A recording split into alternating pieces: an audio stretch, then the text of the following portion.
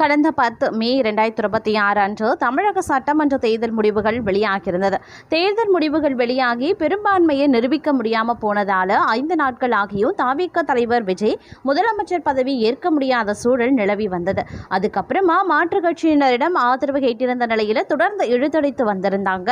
இதற்கு தவிக தலைவர் விஜய் முதலமைச்சரவை தடுப்பதற்காக திமுக மற்றும் அதிமுக கூட்டணியாக இணைந்த விசிக தலைவர் திருமாவளவன் முதல்வராக திட்டமிட்டதே காரணம் அப்படின்னு மூத்த பத்திரிகையாளர் கோலப்பன் தனது ட்வீட் மூலமா உண்மையை அம்பலமாக்கியிருந்தார்.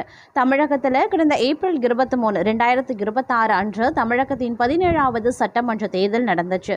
தமிழகம் முழுவதும் இருக்கக்கூடிய 234 தொகுதிகளிலையும் ஒரே கட்டமாக நடந்த இந்த தேர்தலில் முதல் முறையாக போட்டியிட்ட தமிழக வெற்றி கழகம் 108 இடங்களை தனிப்பெரும்பான்மையாகவே கைப்பற்றி வெற்றி பெற்றிருந்தாங்க. இதுல தவிக தலைவர் விஜய் கிழக்கு தொகுதியை ராஜினாமா செய்ததால் தவிகவின் எம்எல்ஏக்கள் எண்ணிக்கை 107 குறைந்தது.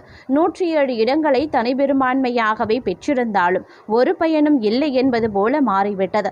தமிழக ஆளுநரின் நிபந்தனை, அதாவது எந்த கட்சி பெரும்பான்மையை 118 இடங்கள் பெறுகிறதோ அந்த கட்சியை தமிழ்நாட்டில் ஆட்சி அமைக்க முடியும் என்று திட்டவட்டமாக ஆளுநர் சொல்லிவிட்டார். பெரும்பான்மையை சட்டமன்றத்தில் தான் நிரூபிக்க வேண்டும். இருப்பினும் ஆளுநரின் நிபந்தனைக்கு இணங்க எப்படியாவது பெரும்பான்மையை பெற்று ஆட்சியை அமைத்துவிட வேண்டும் அப்படின்னு தவிக முடிவு செய்திருந்தாங்க. அதிமுக பாஜக கூட்டணி என்பதால அங்கு ஆதரவு கோர முடியாது, திமுகவிடமும் ஆதரவு கோர முடியாது. அதனால தவிக திமுகவின் கூட்டணி கட்சிகளான காங்கிரஸ், விசிக, மார்க்சிஸ்ட் கம்யூனிஸ்ட், இந்திய கம்யூனிஸ்ட், IUML கட்சிகளிடம் ஆதரவு கேட்டிருந்தது. இந்த நிலையில காங்கிரஸ் உடனே தவிகவுடன் கூட்டணி வைக்க முடிவு செய்து திமுக கூட்டணியில் இருந்து வெளியேறிவிட்டது. அதன் பிறகு மார்க்சிஸ்ட் கம்யூனிஸ்ட், இந்திய கம்யூனிஸ்ட் 2 நாட்கள் ஆதரவு தருவதாக உறுதியளித்த நிலையில் விசிக மட்டும் தொடர்ந்து இழுத்தடித்துக் கொண்டே சென்றாங்க. தற்போது விசிக தலைவர் திருமாவளவன் ஏன் அவ்வளவு தூரம் தவிகவை அலைகழித்து வந்தாரு அப்படிங்கிறதுக்கான பின்னணி அம்பலமாகியிருந்தது. தவிக முதல் முறையாக தமிழகத்தில் அதிக தனிப்பெரும்பான்மையை பெற்று ஆட்சி அமைக்க இருந்த நேரத்தில் தவிக தலைவர் விஜயை முதலமைச்சராக விடக்கூடாது என்பதற்காக திமுக மற்றும் அதிமுக கூட்டணி வைக்க திட்டமிட்டிருப்பதாக பெரும் செய்தி பரவி வந்தது. ஆனால் அது உண்மையில்லை அப்படின்னும் இரு கட்சியினரும் மறுத்திருந்த நிலையில் திமுக அதிமுக கூட்டணி திட்டம் தீட்டியிருந்தாங்க. உண்மைதான் என்று மூத்த பத்திரிகையாளர் தனது எக்ஸ் தளத்தில் பதிவு செய்திருக்காங்க. தமிழகம் ஒரு தலித் முதலமைச்சரை இழந்தது எப்படி என்று தெரிவித்த கேள்வியோடு தனது பதிவை தொடங்கிய அவர், தமிழகம் ஒரு தலித் முதலமைச்சரை பெறும் வாய்ப்பை இழந்துவிட்டதற்கு அதிமுக தான் காரணம் என்று சுட்டிக்காட்டியிருக்கார். அதாவது தவிக தலைவர் விஜயை முதல்வராக விடக்கூடாது என்பதற்காக திமுக மற்றும் அதிமுக கட்சிகள் கூட்டணியாக இணைந்து விசிக தலைவர் திருமாவளவனை முதல்வராக திட்டமிட்டதாக சொல்லப்பட்டது. திருமாவளவனை முதல்வராக அமர்த்தினால் இடதுசாரிகள் அதிமுகவுடன் கூட்டணி வைக்க ஒப்புக்கொண்டதாகவும் சொல்லப்பட்டது. ஆனால் இதில் அதிமுக எம்எல்ஏக்கள் பல பேருக்கு உடன்பாடு இல்லை. ஒருவரை பழி தீர்ப்பதற்காக எதிர்கட்சியுடன் எப்படி கூட்டணி வைக்க முடியும் என்று அதிமுகவின் எதிர்ப்பால் திட்டம் கைவிடப்பட்டதாக சொல்லப்பட்டது. இதை அடுத்தே காலையில் பத்திரிகையாளர்களை சந்திக்க இருந்த திருமாவளவன் அதை மாலைக்கு ஒத்தி வைத்திருந்தார். திருமாவளவனும் தன் முடிவை மாற்றி காத்திருந்த ஆதவ் அர்ஜுனாவிடம் அந்த கடிதத்தை கொடுத்துள்ளார். இது மட்டுமின்றி திமுகவின் கை கோர்ப்பதை விட தவிக மேல் என சி.வி. சண்முகம் தலைமையிலான அதிமுக எம்எல்ஏக்கள் அதிமுகவில் இருந்து விலகியதற்கும் இதுதான் காரணம் என்று சொல்லப்பட்டது. தற்போது இந்த செய்தி அரசியல் வட்டாரத்தில் பரபரப்பை ஏற்படுத்தி வந்து கொண்டிருக்கக்கூடிய அதே சமயம் மற்றொரு புறம் பார்த்தோம் அப்படின்னா தமிழக முதல்வர் விஜய் நாம் தமிழர் கட்சி ஒருங்கிணைப்பாளர் சீமானை அவரது வீட்டுக்கே சென்று சந்தித்திருக்கார். அப்போ விஜய சீமான் ஆறு தழுவி வரவேற்று வீட்டுக்கு அழைத்து சென்றார். முதல்வர் விஜய்க்கு சீமான் புத்தகம் ஒன்றையும் பரிசாகவே அளித்தார். சுமார் 10 நிமிடங்கள் இருவரும் சந்தித்து பேசியிருந்தாங்க. முன்னதாக பாமக தலைவர் அன்புமணி ராமதாஸையும் அவரது வீட்டுக்கே சென்று சந்தித்து பேசியிருந்தார்.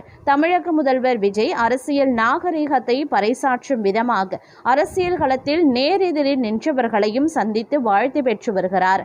முன்னாள் முதல்வர் ஸ்டாலின், எதிர்க்கட்சி தலைவர் உதயநிதி ஸ்டாலின், மதிமுக பொதுச் செயலாளர் வைகோ, பாமக தலைவர் அன்புமணி ஆகியோரை சந்தித்து பேசினார். தலைவர்களின் வீட்டிற்கே சென்று விஜய் சந்தித்த நிலையில் நாம் தமிழர் கட்சியின் தலைமை ஒருங்கிணைப்பாளர் சீமானையும் விஜய் நேரில் சந்தித்திருந்தார்.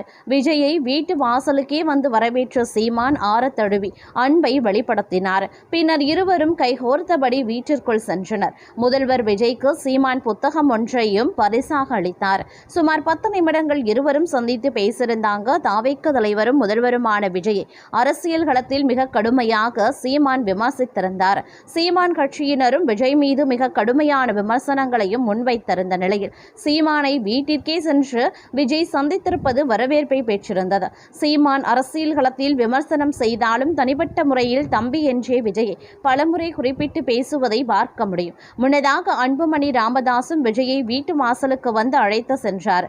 அப்போது அவரது மனைவியும் சட்டமன்ற உறுப்பினருமான சௌமியா அன்புமணியை அறிமுகம் செய்து வைத்தார். தொடர்ந்து குடும்ப உறுப்பினர்களையும் விஜயுடன் அறிமுகம் செய்து வைத்திருக்கிறது குறிப்பிடக்கூடிய ஒரு விஷயமாகவே பார்க்கப்பட்டு வருகிறது. அது மட்டுமின்றி சென்னை அண்ணா நகரில் இருக்கக்கூடிய தனது வீட்டிற்கு தமிழக முதல்வர் விஜய் வந்ததை அடுத்து அவரை தனது வீட்டு பணிப்பெண்களுக்கும் அறிமுகம் செய்து வைத்து போட்டோ எடுத்துக்கொள்ள வைத்தார் மதிமுக பொதுச் செயலாளர் வைகோ. பணிப்பெண் ஒருவர் திருஷ்டி கழிப்பதற்கு விஜயும் அந்த பெண்ணும் திருஷ்டி கழித்தாங்க. தமிழகத்தின் 13வது முதல்வராக விஜய் நேற்று பதவியேற்றிருந்தார். அவருடன் 9 அமைச்சர்களும் பதவியேற்றுக் கொண்டனர். பின்னர் அங்கிருந்து விஜய் தலைமை செயலகம் சென்று முதல்வர் நாற்காலியில் அமர்ந்தார். அங்கு கோப்புகளை பார்த்துவிட்டு மதியம் போல பெரியார் திடலுக்கு விஜய் சென்றார். அங்கு அவரை திக தலைவர் வீரமணி வரவேற்றார். மேலும் விஜய்க்கு அவர் வாழ்த்துக்களையும் தெரிவித்தார்.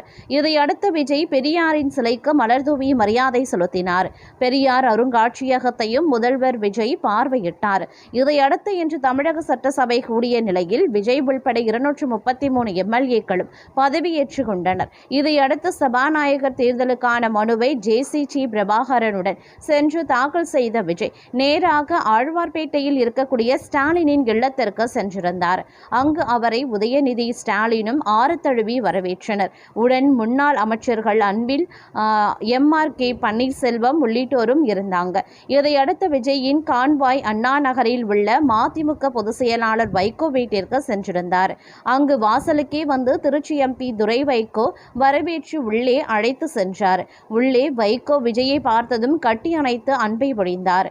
மேலும் விஜய்க்கு சால்வை போர்த்தும் போது மாலை அணிவித்த போது வைகோவுக்கு கையும் ஓடல காலும் ஓடல என்பதை போல பரபரப்பாகவே இருந்தார்.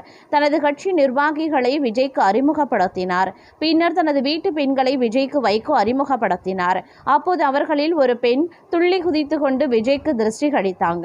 பதிலுக்கு விஜயும் அந்த பெண்ணுக்கு திருஷ்டி கழித்தார். பணி பெண்களை விஜயுடன் வைகோ நிற்க வைத்து போட்டோ எடுக்க வைத்ததால் அந்த பெண்கள் நெகிழ்ச்சி அடைந்தனர். பின்னர் விஜயை வாசல் வரை போய் வைகோ வழி அனுப்பினார்.